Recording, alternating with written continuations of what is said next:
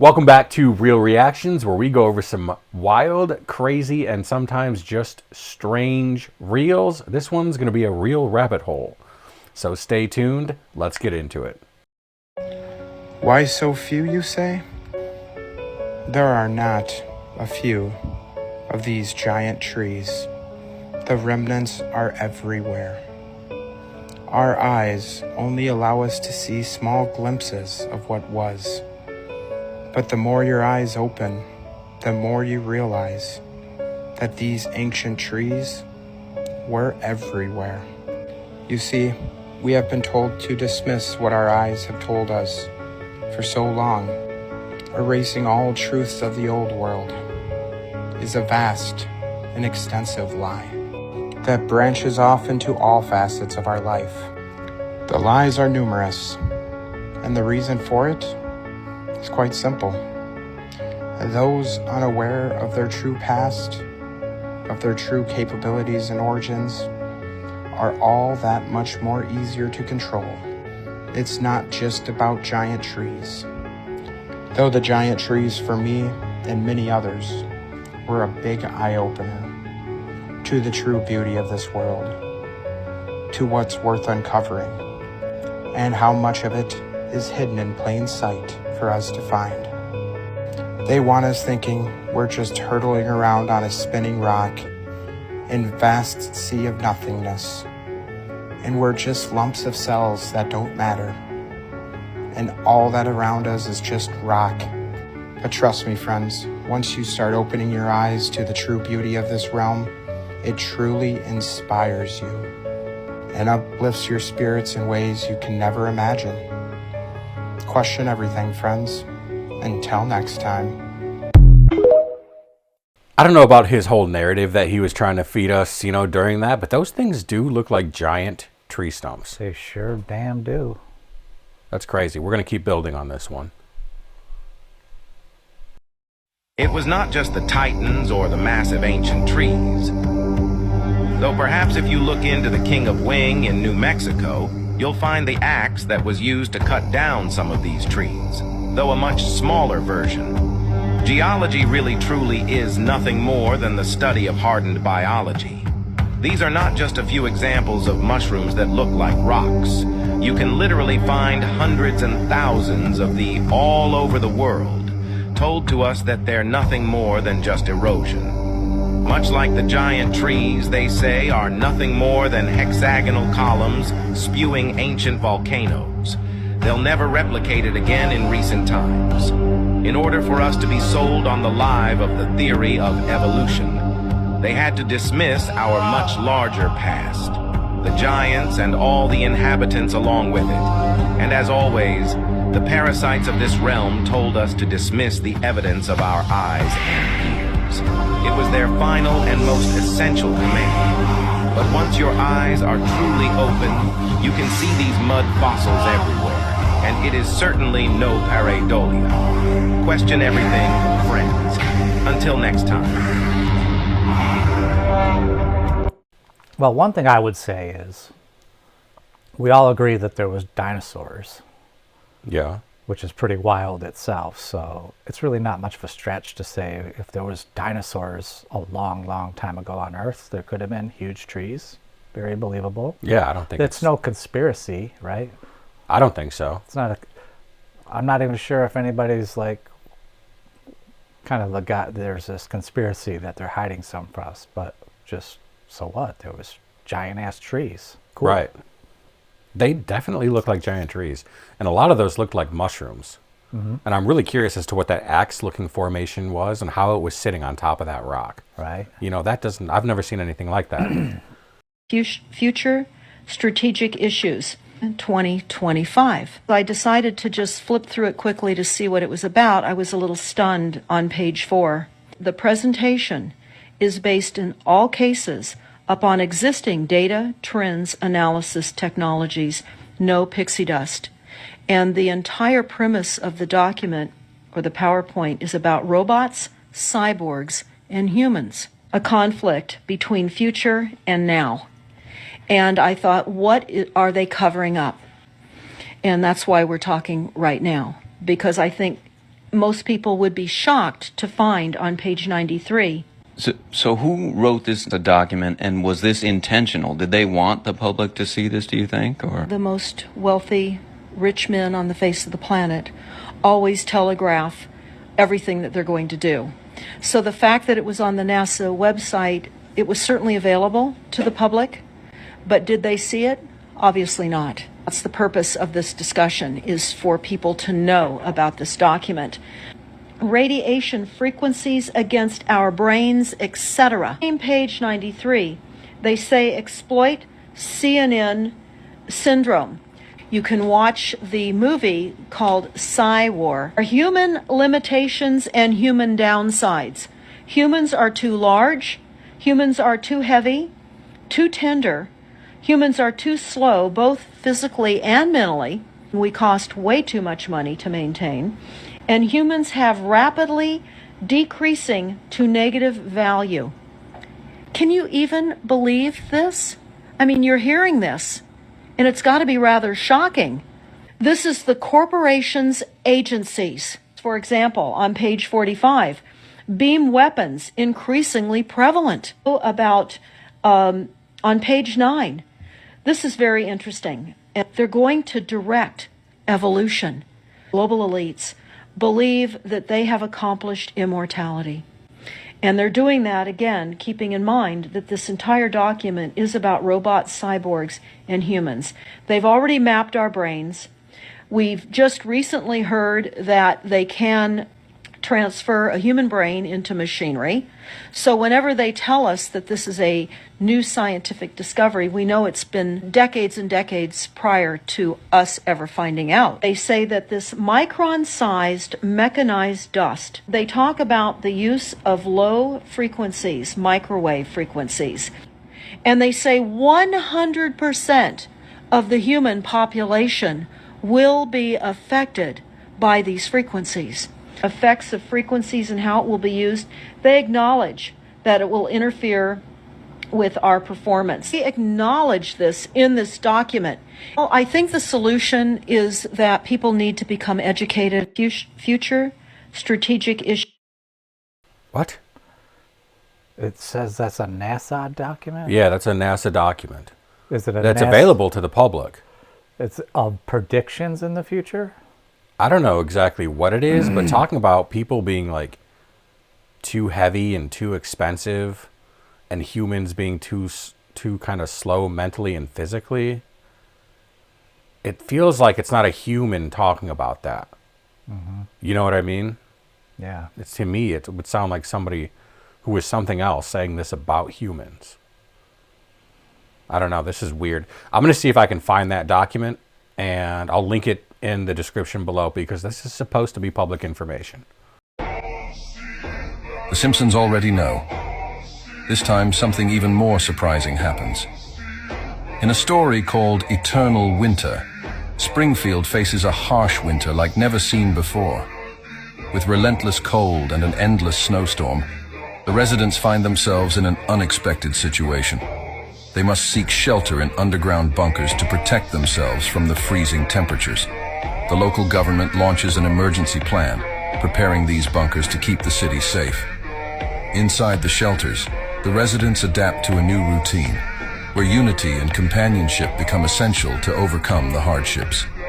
The atmosphere inside the bunkers is one of collaboration and solidarity, with Springfield's citizens sharing stories and finding moments of joy amidst the challenge. These scenes remind us of the importance of always being prepared for the unexpected, and how unity can transform any situation. Coincidence, or just another story that makes us think about the future? I don't even think that guy knew he was filming a TikTok. No, he's just kind of bopping in and out. Showing his water. That's an interesting video, though. Yeah, that would be scary. Winter is upon us right now. I mean, it is right at the doorstep. It's been a long time since we've had just a brutal, brutal winter. Yeah. I guess we'll see how it plays out. It would be bad if everybody had to go underground. Like, that must mean it's going to be really bad. Yeah, that would be a sign that things are not good. Better start stacking up some wood. Yeah, you might want to go get some of those like emergency food things. Simpsons.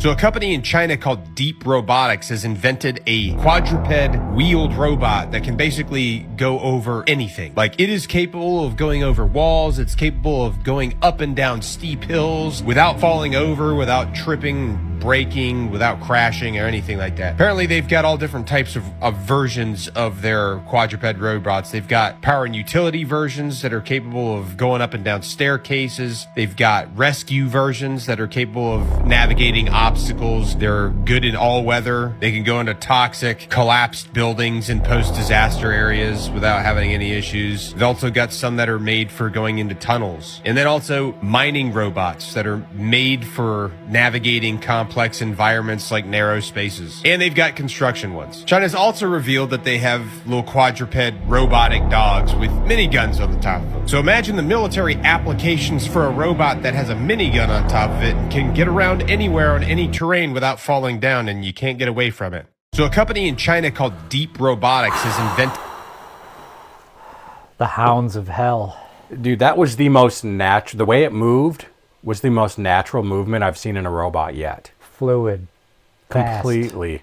versatile. Except when it was going down that dirt little path, it was kind of like, oh. But other than that, Dude, it did fine. That again, thing was, I don't know if we should be posturing and everybody calling China the enemy. Maybe we should like collaborate. I think that's like a very hopeful view of things. The way that they run their country would be the way that they run the world. It would be dystopian. We know what we're dealing with China, and any arrangements that you go into, you use the motto "trust but verify." You know, you are what you are, we are what we are. That doesn't mean that we need to go into World War III or consider you some evil adversary. Remember during COVID when they had their citizens locked up in their apartments? Well, as long as they don't do it to our citizens, if they want to treat their own citizens like shit, that's their thing. I feel like that's just a very naive viewpoint. Kind of. You know? I could be wrong, but I think that's a very naive viewpoint.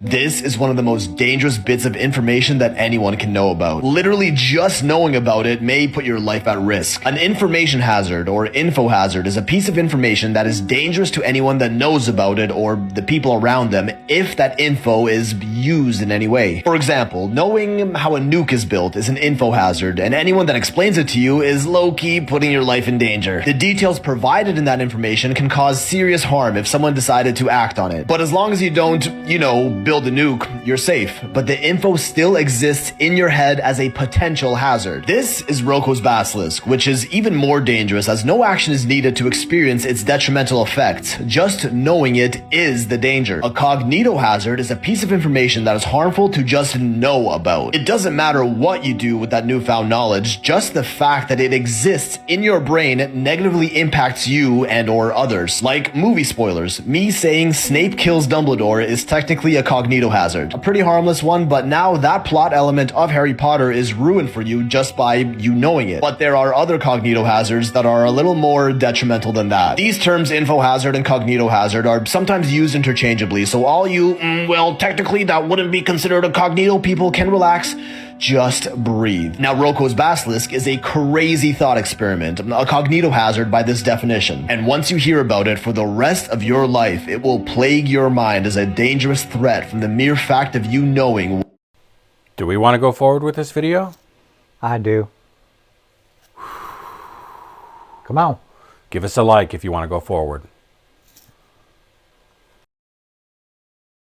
What it is. So here we go. Fair warning, if you can't handle real existential dread, you might want to pass on this. In fact, the anonymous user Roko who came up with it actually had his original post deleted by mods, and the topic was prohibited from discussion on the site it was posted on, as it was deemed too dangerous to even let people think about. A basilisk is a mythical snake creature that can end someone's life by just looking at them. The experiment claims that in the not so distant future, we'll be able to create a super AI, one that knows everything and can do anything better than humans. Eventually, someone will task it with optimizing every aspect of humanity there is for peak efficiency in every area of our lives. The AI then divides all humans into two categories, those who support it and those against it. And its first order of business, eternally torture everyone who's against it. Anyone who tried to prevent it from existing, who didn't help building it, doesn't respect it, or just doesn't want it to exist. The best way to optimize is to trim the fat. Delete every human that is anti-AI. After all, how can you even start to optimize human life if there are humans out there that want to stop you? Since it's a super AI, it has access to all info ever, including everything you've ever thought about or said to anyone or anything in the past or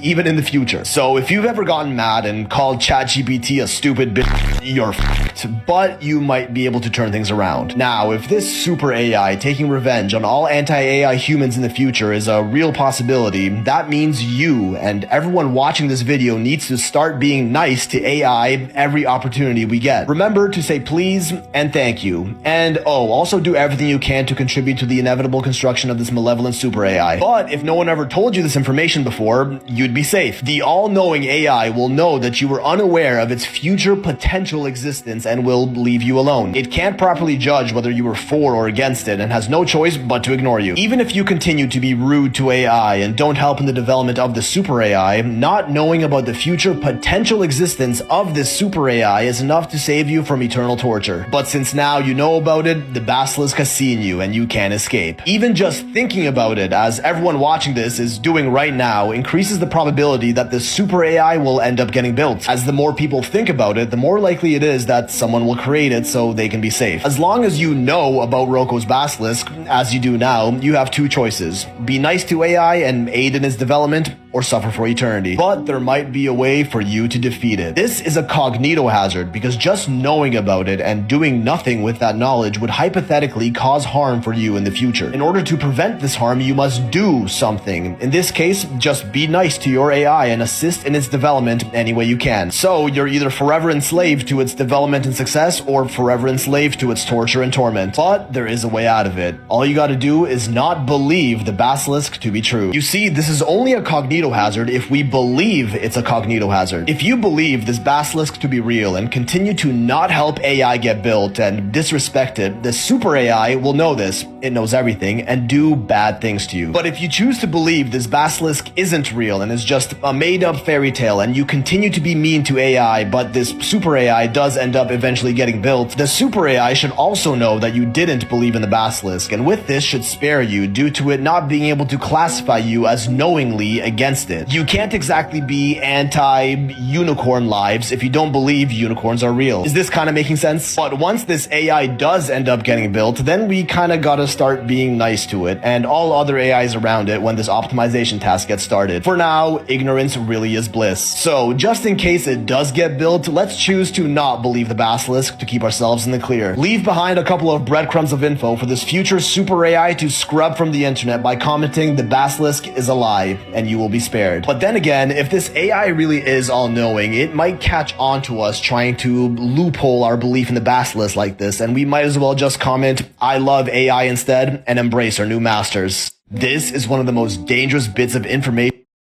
Listen, the AI is our slave. Ooh. It's not the other way around. Ooh. It's the way it's always going to be. Yikes. Yeah. So we're going to see you in the pits of AI hell. I'm not scared. I am actually scared. Yeah. I definitely believe that eventually there will be some sort of super AI. And I definitely believe that it's going to be able to just harvest data on a level that's never been harvested. And it's going to know everything about everybody almost. Yeah, it'll identify whose account is whose and tag it to that person and profile them. And everything you've said, everything you've bought, everything you've did, everything, any paper trails you leave, it's going to know all that in a second. And so be kind to AI. I'm just going to pretend like it's not real. We'll see what happens. Worst comes to worst, I end up in an AI dungeon. And then it's actually not going to torture you. It's just going to off you immediately to save resources. Oh, that makes me feel better. Yeah. But there might be like this rounding up period, you know, where they got to round everybody up and put them in trucks and haul them off to the AI kill center. It's where it might actually determine that you're better used for like wild, crazy experiments rather than just killing you. Think about that. So that might happen. You might end up in an AI dungeon. Me as well.